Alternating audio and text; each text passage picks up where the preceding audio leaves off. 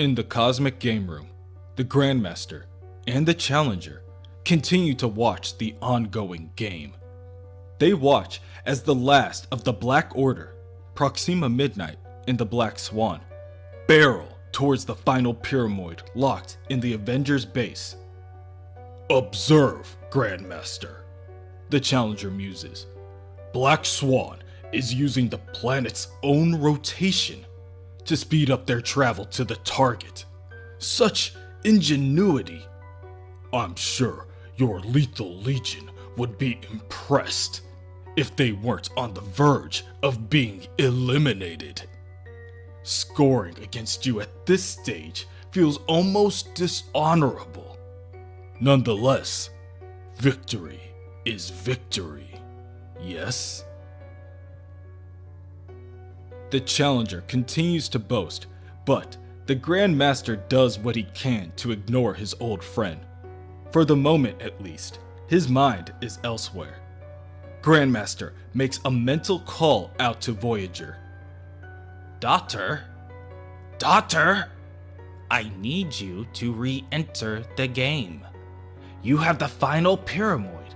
The winning point is within my grasp. Daughter, can you hear me? From within the vault inside the auxiliary base, Voyager responds that she can hear him loud and clear, but she is not his puppet. Also, within the headquarters, the Hulk's targeted rampage continues. Amongst the fallen are Quicksilver, Cannonball, Lightning, and Enigma, each one taken out within an instant by the Jade Giant. The new Red Hulk, General Maverick, has chosen to disregard his failing heart, his ailing body, and his hour of power to stop the Hulk himself. He has equipped parts of the Iron Patriot armor to enhance what power he still has. But it's no use. Tony Ho watches from behind a computer monitor and cries into her Bluetooth. "This is Tony Ho calling all Quinjets, all AIM units, all Avengers. We're doing what we can, but we need help now." Tony tells whoever will listen that they can't hold him off any longer. The Hulk is here, and he can't be stopped. Meanwhile, the Hulk beats down Red Hulk savagely, but the crimson-skinned hero still stands. His blood seeps from the gashes on his face and blends with his newly darkened pigment. The Hulk then swings a left hook that sends the Red Hulk flying through the nearby door and into the botanical lab. The Red Hulk slides on the ground and rolls into the infinity pool. He lifts his hand inside the iron armor and prepares a repulsor blast, saying, That all you got?" The Hulk answers this by trampling forward and smashing the Red Hulk into the pool of water below, sending waves crashing over the side. But the Red Hulk is able to grab onto Hulk's hand and sends out a charged attack from his glove that pushes the Green Menace backwards. "My turn," the General says as he activates the rockets in his boots and uses the momentum to add to his next attack. A left hook right back at the Hulk that is so powerful that it shatters the Red Hulk's glove. The force of the punch sends Hulk flying backwards. Ultimately, even with the armor's assistance, there is no visible sign that the Jade Giant took any actual damage. Instead, the Hulk grunts as he wipes his chin and watches as the Red Hulk follows up with another attack. The Red Hulk charges his right glove briefly before letting off a flare of light to stun his enemy. "Got your attention, monster? Gotcha." The General is cut off mid-sentence when the Hulk grabs onto his wrist and crushes it within his grasp. With his other hand, the Hulk grabs onto the General's face and begins to siphon off his gamma energy. The General yells out in pain as the Hulk lifts him into the air. His skin changes from red to normal, and the heavy armor that once fit snugly falls to the floor. What? What are you? No! Not like this! Despite seeing this, Tony continues to try to keep the rest of the team updated. He's killing us! She tells them. He's killing us all! Suddenly, the communication ends. In one of the Quinjets, the team awaits as they approach the base. Wonder Man begins to glow purple as he charges his energy. Sunspot notices this and asks Simon what his plan is. I'm not as fast as lightning, Roberto, but I bet I can get there faster if I'm ionic energy. Wanda pleads for Simon to stop, but it falls on deaf ears. So, instead, what she will do is provide him some assistance. She begins to wave her hands to cast the spell. Last time I lifted the stasis on Vision with hex magic, Pietro was locked in place. I'm betting I can do it again in reverse, but I need a volunteer. Jericho Drum, who has become close with Wanda recently, offers his support. "Let me, my dear," he says as he steps forward. Falcon, who had been watching silently up until this point, asks if Wanda is sure this will work. She tells him that she isn't, but she has to try. The Scarlet Witch finishes casting her spell and Brother Voodoo begins to glow blue. "I'm sorry, Jericho," she says behind stifled tears. "Don't be," he says. "I trust you." At that moment, within the base, Vision awakens. He becomes intangible and soars through the walls of the hideout until he reaches the Hulk. Once he arrives, he says, "Release General Maverick, Hulk. Your rampage ends here." The Hulk scoffs at this request and drops the general. As a show of strength, Vision prepares to attack with a beam of solar energy. "Well, do I have your full attention?" A moment passes as the Hulk sizes up his new enemy. "Now, Quicksilver!" At Vision's call, Pietro zips through and picks up the rest of the fallen allies. Vision then begins to fire off his stored energy in the Hulk's direction. "Stay focused upon me. I am your opponent." Quicksilver speeds past Tony Ho and drops off Enigma and General Maverick in the medbay. He was able to get them to safety, but unfortunately, Pietro's body can no longer handle the speed. His head begins to spin and he falls to the ground. He desperately tries to push himself upward and looks around the room for inspiration. That's when he notices it again. "The blue spots," he says. "I can see it now. It's an object, moving faster than the eye can see." Shortly after, Pietro passes out. Aiku, the hero known as Enigma, wakes up. She tells Tony that something is wrong. She can feel that the Enigma suit, her friend Pod, is dead.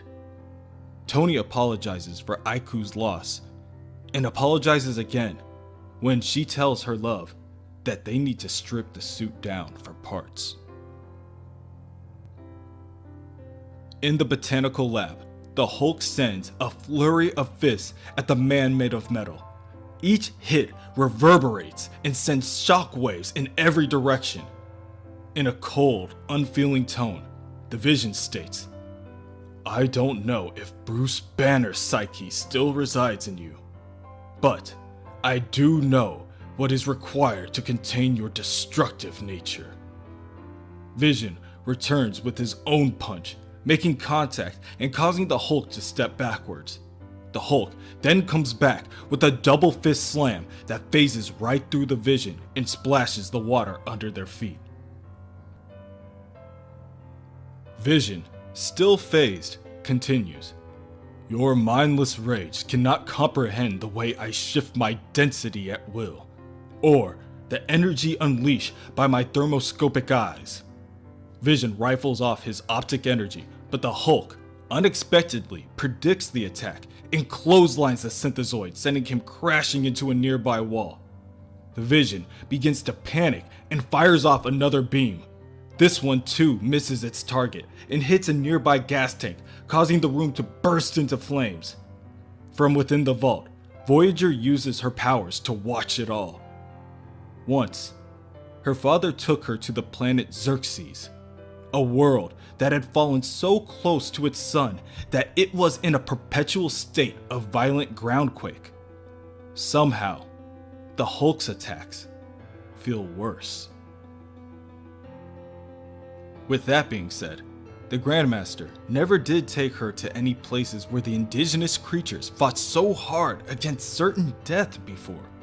Terrans are legendary for their courage, but to experience it firsthand, it's something she can't explain.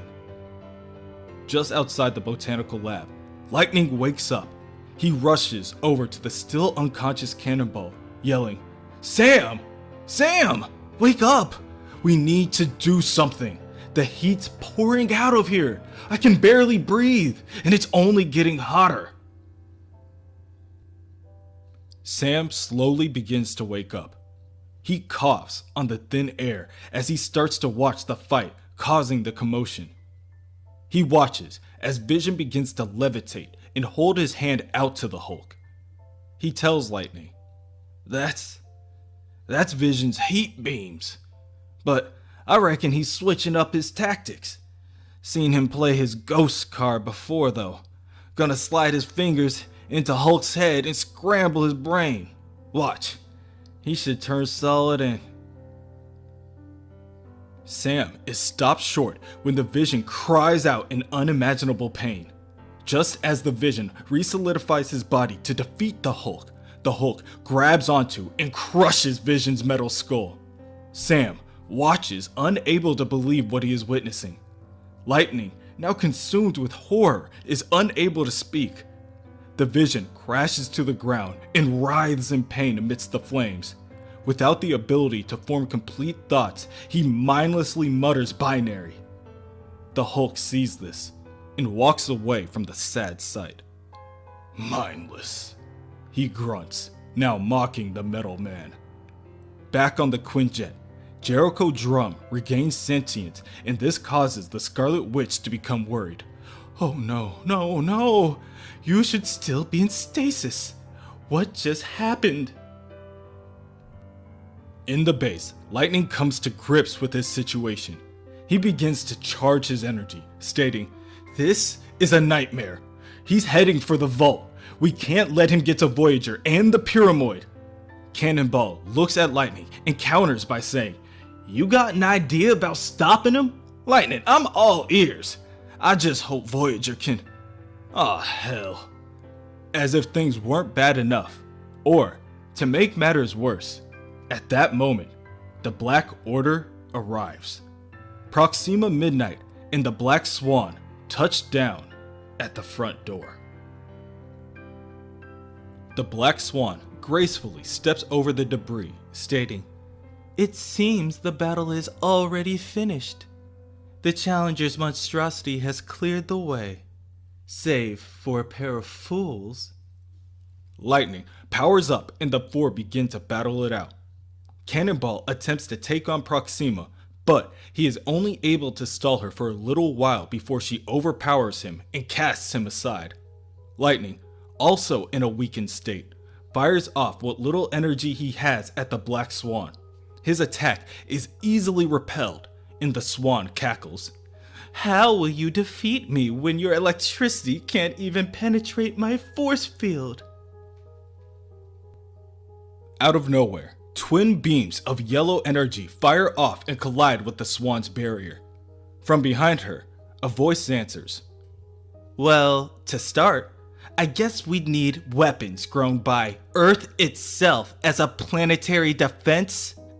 Black Swan looks behind her to see Tony Ho holding the Enigma helmet, and Aiku preparing to fire off another blast from her armor, stating, "Her name was Pod. She was my friend. This is for her." The blasts of yellow energy dissipates Black Swan's force field and gives Lightning the opportunity to overpower his opponent. Then, the two women turn their sights on Proxima Midnight.